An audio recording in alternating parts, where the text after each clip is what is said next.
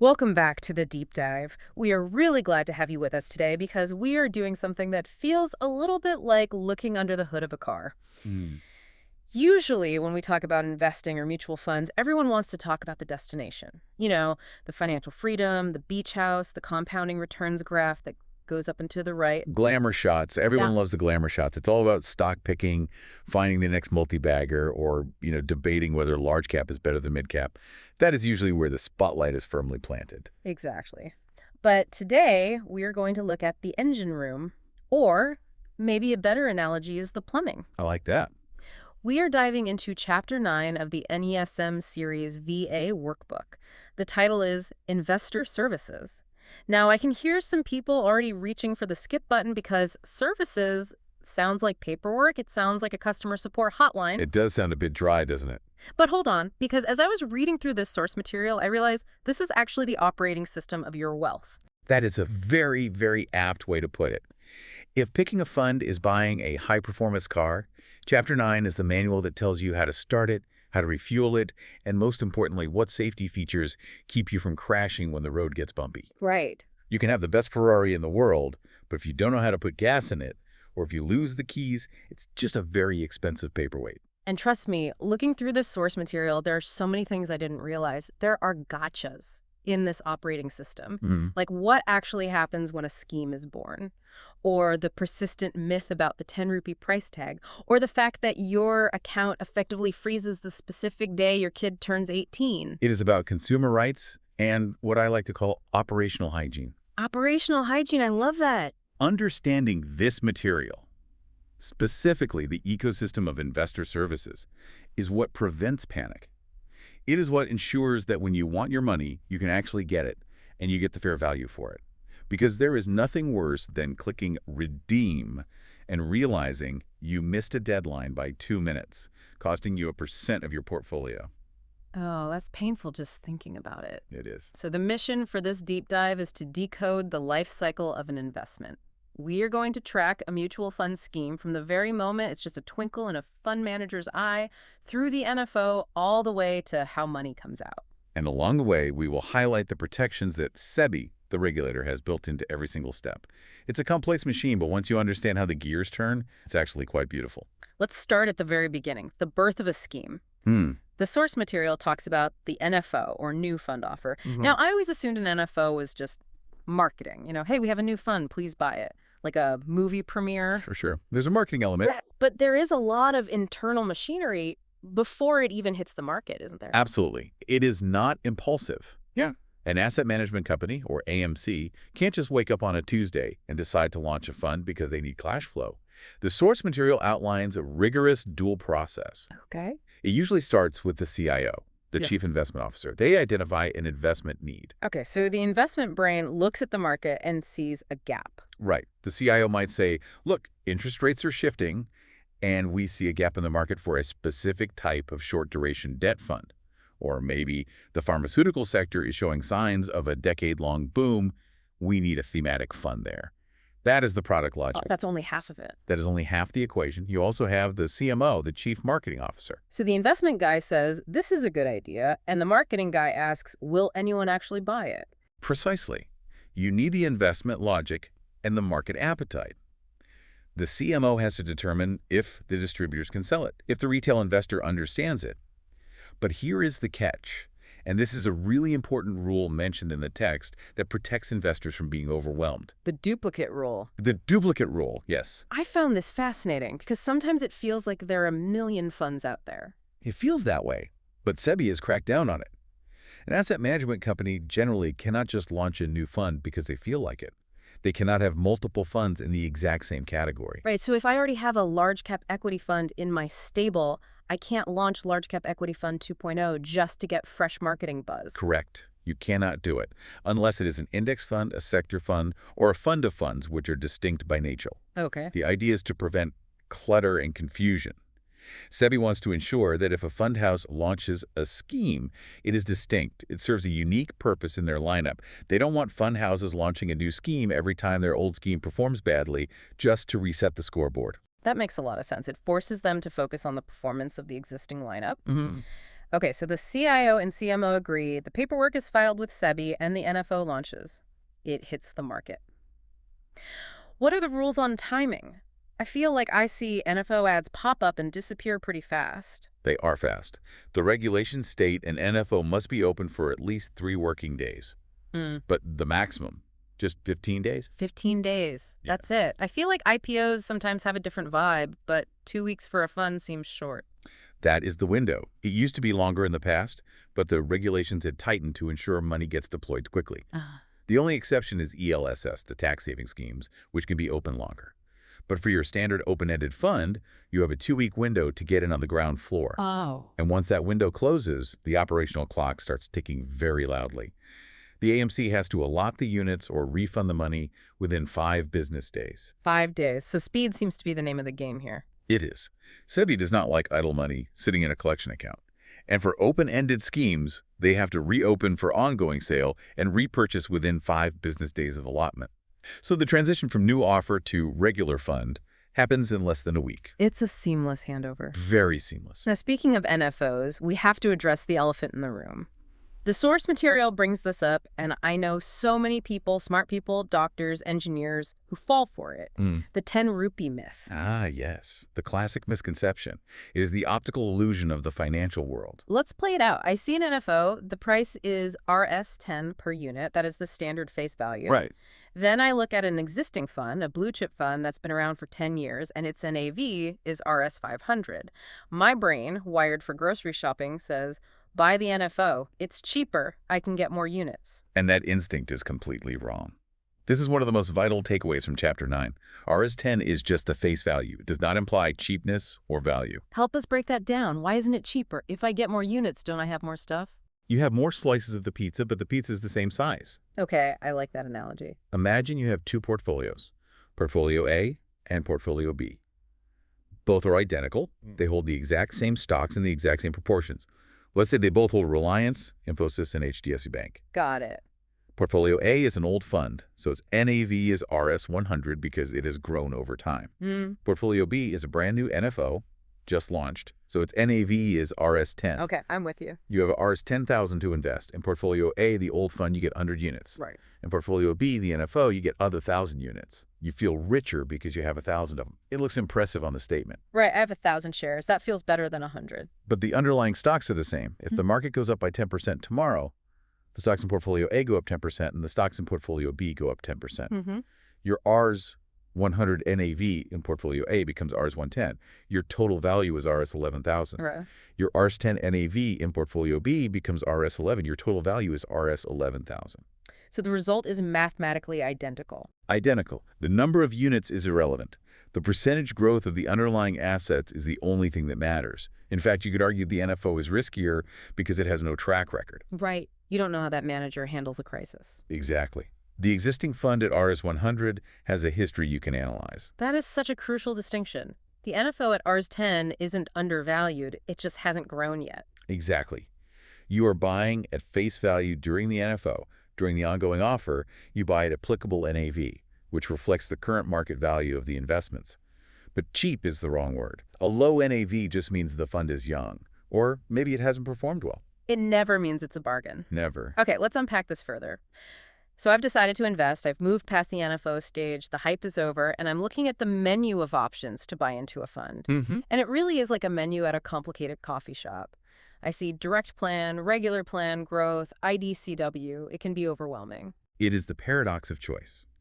But Chapter 9 categorizes these very clearly. Let's start with the big division. Direct versus regular. This is a fundamental structural choice. This is a relatively newer evolution in the industry, right? I remember a time when there was only one way to buy. Relative to the history of mutual funds, yes. It was introduced to bring transparency to costs. A regular plan is what you buy through a distributor, an agent, a bank relationship manager, a financial advisor. Okay. Because that person is providing a service, they're helping you choose, they're handling your KYC, they're holding your hand. The AMC pays them a commission. And that commission isn't charity. It has to come from somewhere. It comes from the scheme's expenses. It is deducted from your daily NAV. So a regular plan has a slightly higher expense ratio. And the direct plan, that's me doing it myself. That is when you go straight to the manufacturer. You go to the AMC's website or their app or their office and buy it yourself. Yeah. You are telling the AMC, I don't need a middleman. I know what I'm doing. So no commission.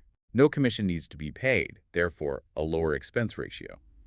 So does that mean the direct plan is always better? If I can save 0.5% or 1%, shouldn't I always do that? Well, from a pure mathematical standpoint, because the expenses are lower, the returns, the NAV of a direct plan, will be higher than the regular plan over time. That is a mathematical certainty. Over the long run, that adds up. Compounding that difference over 20 years can mean a huge difference in your final corpus.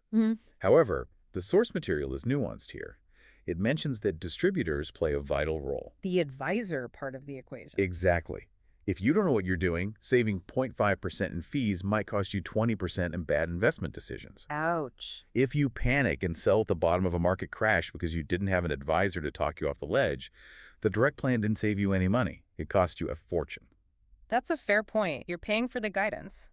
But the key constraint mentioned in the text is interesting. An AMC cannot create different plans just based on expense ratio alone. No, they can't. It has to be strictly this direct versus regular structure. Correct. They can't just make up gold plan and platinum plan with arbitrary fees. It is strictly based on the distribution model. Is there an intermediary or isn't there? Now, let's tackle the other confusing set of options, growth versus IDCW. Now, I remember when this used to be called dividend, why the name change. Income distribution cum capital withdrawal is a mouthful. It sounds like legal gibberish. It is a mouthful, but it is much more accurate. The word dividend in the stock market creates a specific mental image. Right, it feels like free money, a bonus. It implies a company sharing its profits with you, over and above your share price. If I own a stock at $100 and get a $5 dividend, I usually still have the stock at $100 plus $5 cash. But that's not how it works in mutual funds. No. In mutual funds, a dividend was confusing people. The mutual fund pool is finite. The NAV represents the total value of that pool divided by the number of units. If the fund manager decides to pay out cash to investors, that cash has to come out of the pool. So the pool gets smaller, the NAV has to drop. Instantly. If the NAV is RS20 and the fund declares a RS2 dividend, the NAV immediately drops to RS18. The mathematics dictate it. So you basically just took RS2 out of your own left pocket and put it in your right pocket? Precisely. That is why SEBI renamed it Income Distribution cum Capital Withdrawal. It explicitly tells you part of this is income, but part of this is effectively withdrawing your own capital. You are liquidating a portion of your investment. That makes the growth option look a lot more appealing for long-term wealth, doesn't it? Generally, yes. In the growth option, those profits remain in the scheme. They are reinvested. That allows for the magic of compounding to work on the entire corpus. You're not breaking the chain. In the IDCW option, the compounding chain is broken every time money is paid out to you. You're constantly pruning the tree instead of letting it grow. So if I don't need the cash flow right now, like for our pension growth, is the way to go? Usually, yes. There's also a reinvestment option under IDCW, where the dividend is declared but immediately used to buy more units. Which sounds like growth with extra steps. It effectively achieves the same compounding, but it increases your unit balance rather than just letting the NAV rise. It has tax implications too, but operationally it's just a different way of accumulating. Okay, moving on to section 3 of our deep dive. The gatekeepers. We know about KYC, know your customer. It's that thing we all grumble about when we have to upload our ID proofs. But the source material paints a picture of a massive centralized infrastructure here. It really is a systemic overhaul. In the past, you had to do KYC for every single fund house. If you invested with 5 AMCs, you submitted your passport copy 5 times.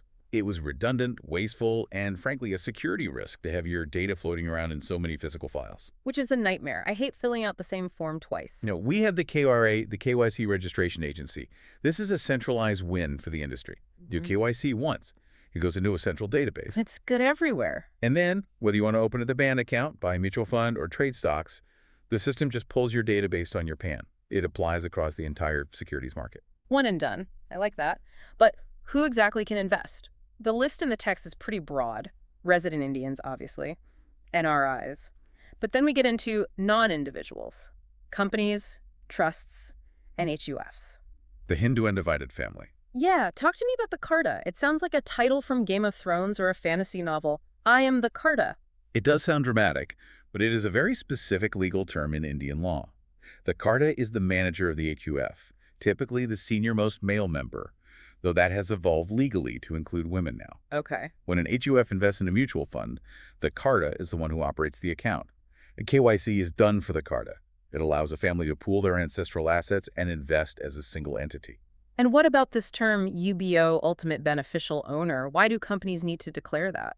This connects to the global fight against money laundering. If a private limited company invests Rs 100 crore in a mutual fund, the regulator needs to know it isn't just a shell company moving illicit funds. Right. A company is a legal fiction. It doesn't have a soul.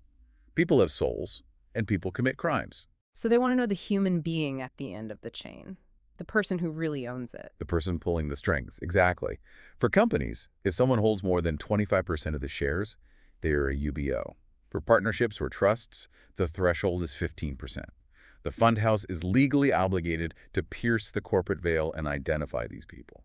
Now, there is a fascinating exception in the KYC rules for the little guy, the micro SOP. This felt like a really nice inclusion feature. Yes, the micro exception. If you invest up to Rs 50,000 per year per mutual fund, you are exempt from the PAN requirement. Really? No PAN card needed? Because I thought PAN was mandatory for everything financial in India. Usually it is, but this is designed for small savers, perhaps in rural areas or daily wage earners who might not have a PAN card yet. I see. They still need to do a form of KYC. They get a reference number called PKRN, but the barrier to entry is lowered to encourage financial inclusion. It acknowledges that you shouldn't have to be in the tax net just to start saving for your future. That is a great detail. It shows the system trying to accommodate different economic levels. One last acronym in this section, SEA. The Foreign Account Tax Compliance Act. It sounds like a diet trend, but I know it's not. Far from it. This is primarily driven by the USA. The U.S. is unique in that it taxes its citizens on their global income, regardless of where they live. Right. They want to ensure their citizens aren't hiding money abroad. So India signed an agreement. Every investor here has to declare their tax residency. So that's why every time I open a bank account, they ask me, are you a tax resident of any country other than India? Exactly. If you are a tax resident of the USA or any other country, the Indian mutual fund has to report your account details to the tax authorities, who then share it with the IRS or relevant body. So if I'm just a regular guy living in Mumbai paying taxes in India, I just check the no box. Exactly. But you still have to check the box. It is a mandatory compliance step. You can't skip it. All right, let's get into the mechanics. Section 4, the actual movement of money. This is where the rubber meets the road. I click buy or sell. What happens? This is where understanding the rules can literally save you money or earn you an extra day's return. It revolves around the concept of cutoff time. A deadline. The deadline for determining which NAV you get. Mutual funds aren't like stocks. The price doesn't change every second. There is one price per day, the closing NAV. Right. The question is, do you get today's price or tomorrow's? And that depends on when I submit my application. Yes. For equity and debt funds, the standard stuff, the magic hour is 3.000 p.m. 3.00 p.m. Okay. If you submit your application and the money is available before 3.0 p.m. on a Monday, you get Monday's closing NAV. If you submit it at 3.01 p.m., I missed the boat. you get Tuesday's NAV. And think about market volatility. If the market crashes 2% on Monday, you want to buy at Monday's NAV to get that lower price. Of course. If you miss the cutoffs and the market rallies 2% on Tuesday, you just bought in 2% higher. You lost alpha just because you were late. Ouch. That is a costly minute. But wait, the text mentions a different rule for liquid and overnight funds. This is crucial. For liquid and overnight funds, the cutoff is earlier 1.30 a.p.m., but there is a massive catch. Uh-oh. It is not just about submitting the application. For these funds, the money must be credited to the AMC's bank account by the cutoff time to get that day's NAV. Oh, wow. So for equity, if I submit, I'm generally okay. For equity, usually, valid application plus funds transfer initiation is enough, though rules have tightened there too regarding realization of funds. But for liquid funds, because they are cash management products used by corporations to park millions for a single night, They need the cash. the money has to physically reach the AMC's bank account before 1.30 p.m. If you do an FT transfer at 1.00 p.m., but the banking system delays it, and it hits their account at 1.45 p.m., you lose that day's NAV. That is a technicality that could really trip people up, especially corporate treasurers. It is operational hygiene, as we called it. You have to know the plumbing speed. And how do they prove when I submitted it? Is it just my word against theirs? Time stamping. Every official point of acceptance, whether it's a branch office with a physical stamping machine or a digital server logging the packet receipt, is legally required to timestamp the application. That stamp is the ultimate arbiter of the NAV you get. I noticed a surprising detail in the payment modes section. We live in a digital world, UPI, net banking, OTMs. But the text says you can invest in cash. You can, but it is strictly capped. Ours $50,000 per investor per financial year. That seems almost counterintuitive to the digital push. Why allow cash at all? It is another inclusion measure.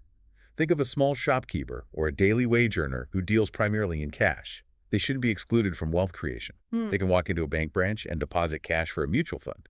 But the cap is there to prevent money laundering. You can't walk in with a suitcase of cash like in a movie. Right. No Breaking Bad style investments. And then we have ASBA applications supported by blocked amount. I know this from IPOs. Yes, it is standard for IPOs, but also available for NFOs. The money stays in your bank account, earning you interest, but it is blocked. It is only debited when the units are actually allotted. So it's safer. It's safer for the investor because the money doesn't leave their account until the shares are confirmed. And the OTM one-time mandate. I feel like this changed my life. It is the Netflix igification of mutual funds. I like that. You authorize the fund house once to debit your account up to a certain limit. Then future transactions are just a click. No more logging into net banking, no more OTPs for every single SIP. It removes the friction from investing. Friction is the enemy of discipline, right? Absolutely. If it is hard to invest, people won't do it. If it takes 5 minutes to log in, you might get distracted. If it's one click, you just do it. Which brings us perfectly to Section 5, automation and discipline. The holy trinity of acronyms, SIP, SWP, SDP. These are the tools that remove human emotion from the equation. And human emotion is usually the worst investor. Let's start with the classic, SIP, systematic investment plan. Everyone knows they should do it.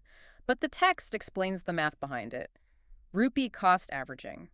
How do you explain that to someone at a dinner party without putting them to sleep? Think of it like buying apples. You have a budget of Rs 100 every week to buy apples. You don't care about the price per apple, you just care about spending that Rs 100. Okay, Rs 100 for apples, got it. Week 1, apples are expensive. Rs, 20 each. You spend your Rs 100, you get 5 apples. Right. Week 2, there's a glut in the market, prices crash to Rs 10. You still spend your Rs 100. So you buy 10 apples. So when the price is low, I automatically walk away with more stuff. Exactly. And when the price is high, you buy less, protecting you from overplay. You didn't have to predict the price of apples, you just follow the system. Over time, your average cost per apple is lower than the average market price. That's beautiful. That is rupee cost averaging. You don't have to time the market, the math does it for you. It turns market volatility from a scary thing into an opportunity to buy more units. Now, what about the reverse? The SWP, Systematic Withdrawal Plan. This is the unsung hero of retirement planning. In an SIP, you put money in. In an SWP, you tell the fund, pay me Rs 50,000 on the first of every month. It creates a paycheck from your own assets. Yes, but the expert note here is vital. Capital erosion risk. Okay. Imagine you have a bucket of water with a tap leaking, which is your withdrawal, and a hose filling it, which is your returns. If the tap is bigger than the hose... The bucket eventually runs dry. Exactly. If your fund is earning 8% returns, but you're withdrawing 12% a year, you are eating your principal. Wow. Eventually, the pot goes to zero. So you have to calibrate your SWP to be sustainable. You need to withdraw less than the fund earns to keep the principal intact. And tax-wise, how does that work? The first in, first out, or FIFO rule applies. Yeah. The units you bought first are sold first. Yep. This is usually good for tax because those units have likely been held longer than 1 year, qualifying for long-term capital gains tax, which is lower. And lastly, the STP Systematic Transfer Plan. Why would I use this? This is for the lump sum dilemma. Say you sell a house or get a big bonus. You have Rs 50 lakhs. You were terrified to dump it all into the stock market today because what if the market crashes tomorrow? Right. I'd be paralyzed. I'd do nothing. So you put the Rs 50 lakhs into a safe, boring liquid fund. It earns a little interest, keeps the capital safe. Then you set up an STP to move Rs 1 lakh every week into an equity fund. So it's like an automated drip feed. You're averaging your way in. Exactly. You get the safety of the debt fund and the rupee cost averaging of the equity fund entry. Technically, the text notes that an STP is just a redemption from Scheme A and a purchase in Scheme B happening simultaneously. Here is where it gets really interesting for me. Section 6, Managing Life Events. Because money doesn't exist in a vacuum. People get married, people buy, kids grow up. The rules here are surprisingly strict. They have to be. This is where legal ownership is tested. Take nomination. The source material says you can have up to 3 nominees, but there's a crucial distinction about the rights of a nominee. Yes. This is a massive point of confusion. Most people think a nominee is the heir. They think, I nominated my brother, so he gets the money. Yeah. But the law says a nominee is a trustee for the legal heirs. They are not necessarily the owner. Wait, unpack that. If I nominate my brother and I die, doesn't he get the money? Practically, the mutual fund will write the check to him.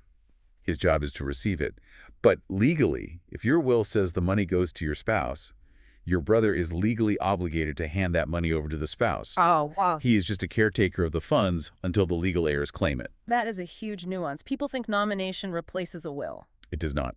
It facilitates the transfer, but it doesn't settle the inheritance.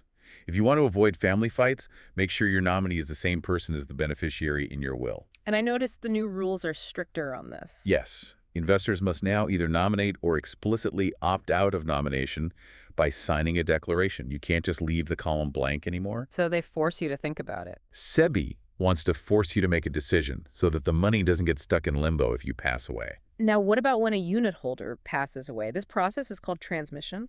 It is a heavy process. You need the death certificate, the KYC of the claimant. If the amount is high or if there is no nomination, you might need indemnity bonds, affidavits from all legal heirs.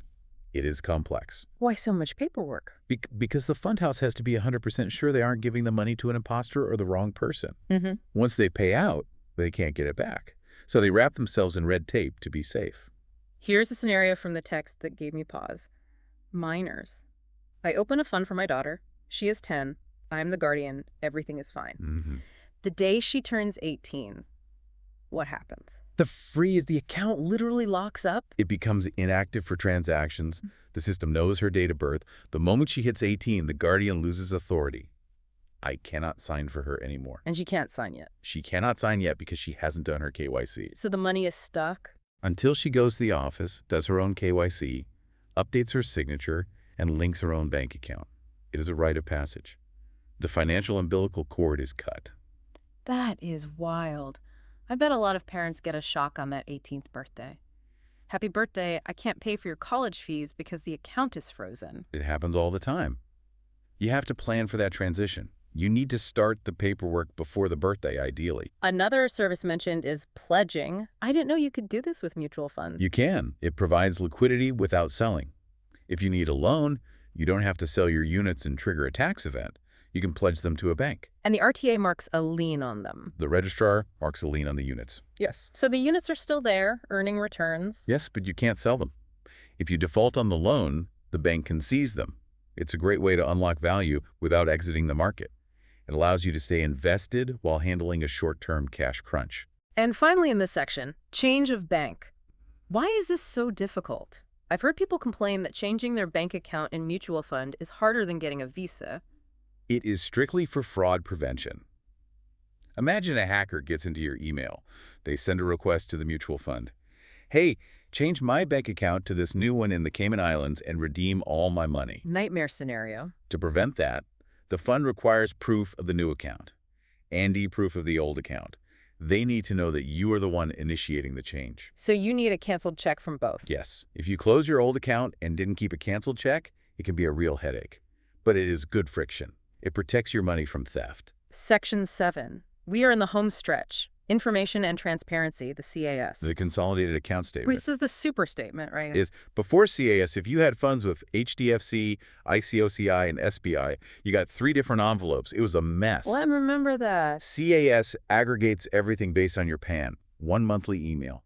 All your mutual funds. And if you have a DMAT account? It gets even better. The CAS includes your stock holdings too. So you get a true net worth snapshot in a single document.